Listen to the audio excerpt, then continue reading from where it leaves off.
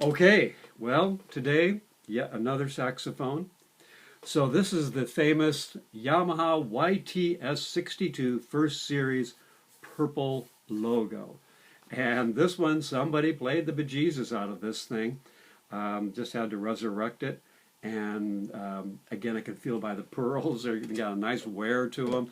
It feels like an old pair of shoes. The action is just so nice and just easy as can be. But it was pretty much ravaged up and down the side, and bell lip, of course, and just a little bit of the neck, not too bad on the neck, and but just a great pearl horn. This was Yamaha's pearl horn from about 1980 to about 2000 when they came out with the custom series. So played by hundreds and hundreds of great players out there. When this thing came out, the whole 62 series just caught the saxophone world by, by the cojones, you might say. So anyhow, serial number is 18454, 18454. Again, early purple logo job. And whoever played this had that really acidic perspiration. They not only went through the lacquer on the side keys, they actually pockmarked the metal a little bit, which none of it really affects the playing. I'm not sure if you can see it, but there's a little like dimples in the side keys. So, but somebody played it, man oh man. It had some of the original pads in it, were just toasted, and somebody had kind of done a funky job on the bottom half. So the whole thing came completely apart, took the bell off the body, took all the major dents out. You can see a little bit of dent work, but the bottom came out real nice, which is usually where you can see just a little remnant there. You can see the engraving still real nice, never been re-lacquered, just touched up here and there. And you can see just just the mild scratches up and down, and again up and down the body.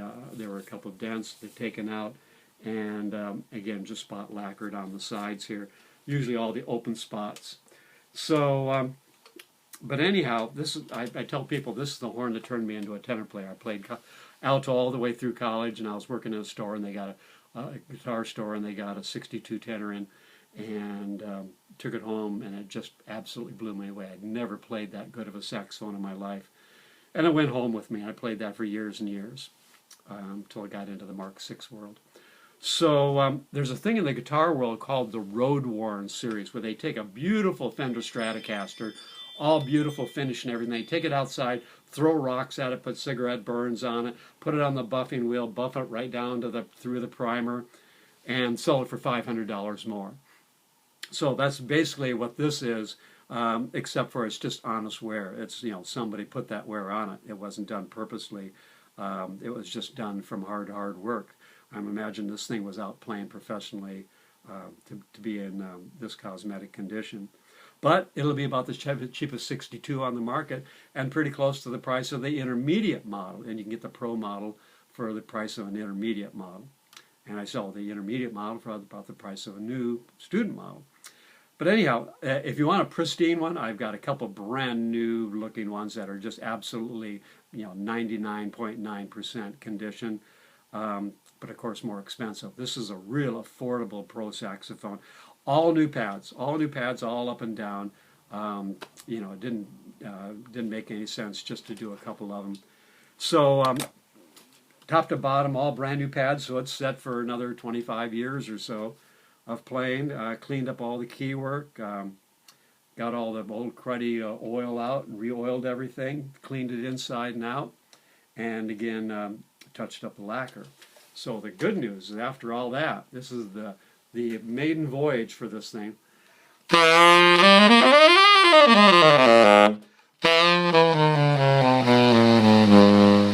So a nice subtone right down to that B flat.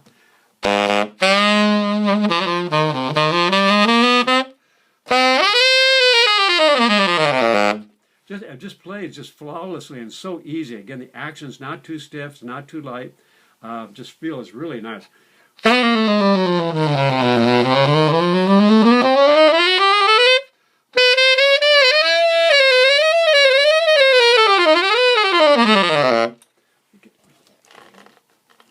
There we go. So now we got the other glare. So let's just give it 50-50.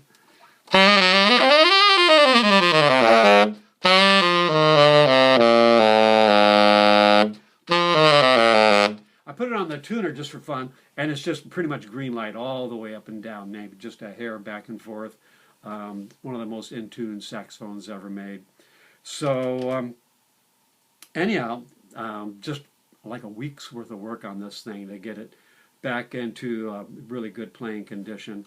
So hopefully it'll find a good home. That'll go up on my page, and you'll see some real detailed pictures of it on the page, www.stevegraysaxes.com. That's STEVEGRAYSAXES.com. So I have a lot of trouble with tenor saxophones. The second octave D is always stuffy. It sounds like somebody threw a rabbit down the bell. I say it's just a completely different tonality and a different volume, different timbre. Whereas on this one,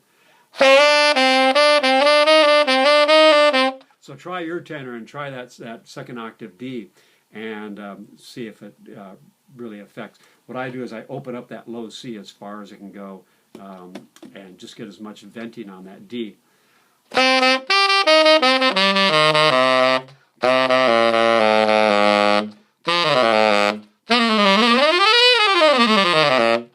Okay, so we're going to play a quick little tune and then get on to the next project. The next one's a nice 52 Barry. That's going to be next in line to be refurbished, and there's just too many saxophones and not enough hours in the day.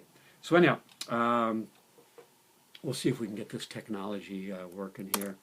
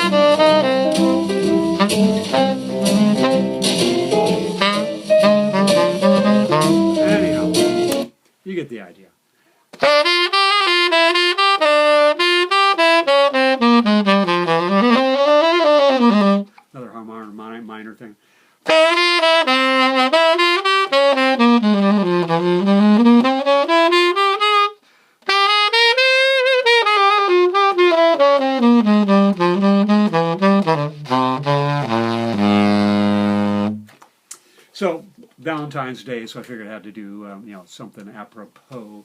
So there it is, Yamaha YTS-62 first series purple logo, all repadded, ready to rock. Number 18454. Got it on the Palm Pilot there. All right, so happy Valentine's Day.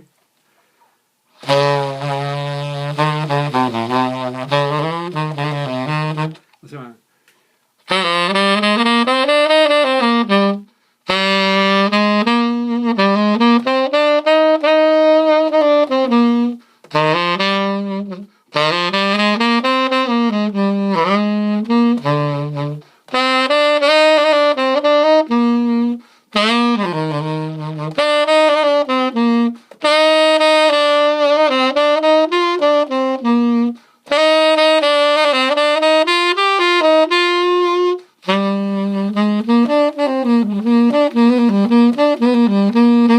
so anyhow, that's all. Yeah, I hope you caught that. So anyhow, adios. Gotta go.